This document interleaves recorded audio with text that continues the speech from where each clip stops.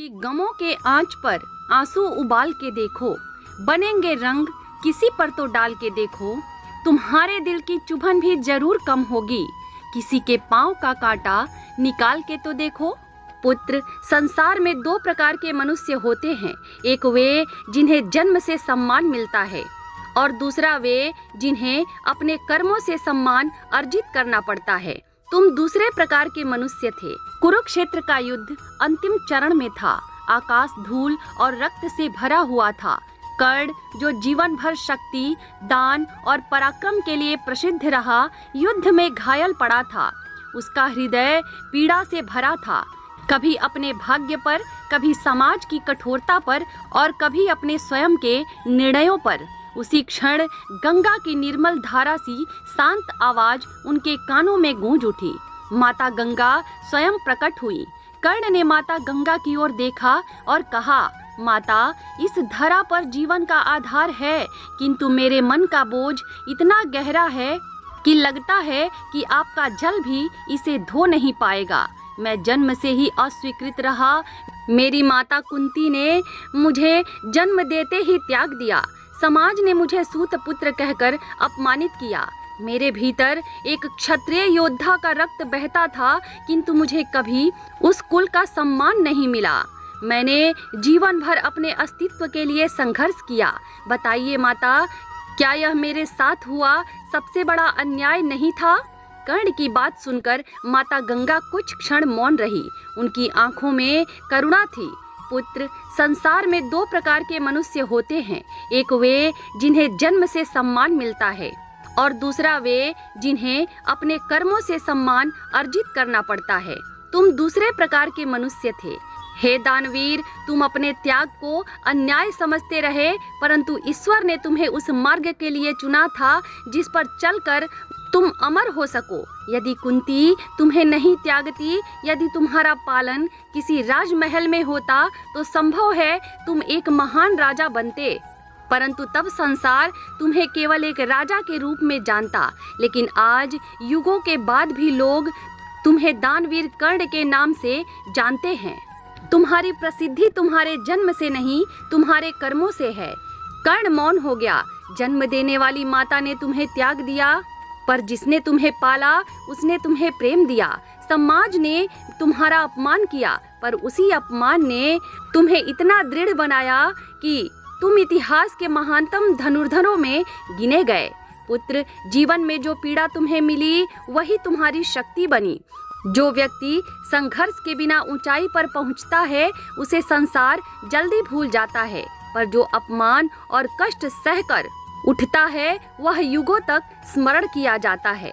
कर्ण की आंखों से आंसू बहने लगे। उसने कहा, माता, मेरे जीवन का सबसे बड़ा विषय यही था। मैं सदा पहचान के लिए तरसता रहा। मैं अर्जुन से युद्ध करता था, पर मन जानता था कि वह मेरा अपना रक्त है। दुर्योधन ने मुझे अपनाया, परंतु उसकी मित्रता ने मुझे अधर्म के पथ पर ला खड़ा किया। मैं धर्म और अधर्म के बीच झूलता रहा।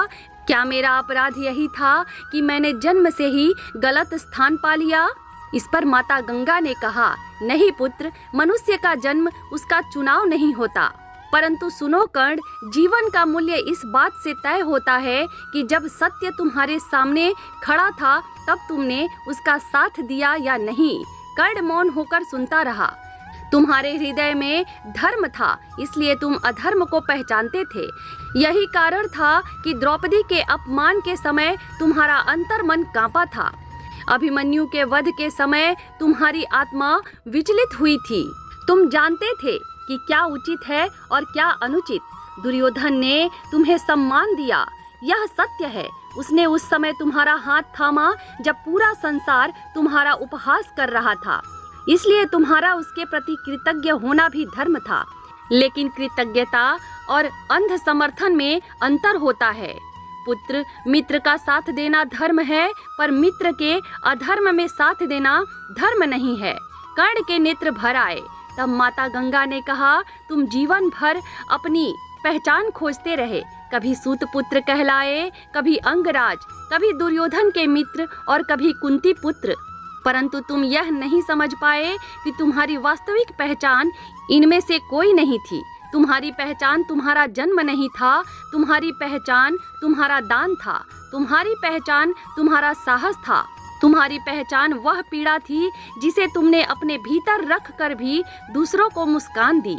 कुछ क्षण रुककर माता गंगा फिर से बोली, और जहाँ तक अर्जुन का प्रश्न है, वह तुम्हारा रक्त अवश्य था, परंतु रक्त का संबंध ही सबसे बड़ा संबंध नहीं होता। कई बार धर्म रक्त से भी बड़ा होता है। कर्ण ने गहरी सांस ली और कहा, माता, यदि मैं केवल दानवीर कहलाने के लिए जन्मा था तो यह जीवन अधूरा है। मुझे योद्धा के रूप में मान्यता चाहिए थी। अर्जुन की भांति मुझे भी अपने कुल का सम्मान मिलना चाहिए था। क्या ईश्वर ने मेरे साथ अन्याय नहीं किया? गंगा ने कोमल स्वर में कहा, नहीं पुत्र, हर महात्मा की यात्रा अलग होती है। अर्जुन ने धर्म की रक्षा की और तुमने त्याग और दान का आदर्श स्थापित किया। धर्म और दान दोनों ही जीवन के स्तंभ हैं। यदि अर्जुन को लोग वीरता के लिए याद करेंगे तो तुम्हें लोग त्याग और उदारता के लिए स्मरण करेंगे। कर्ण की आंखों में एक अजीब सी शांति उतरने लगी।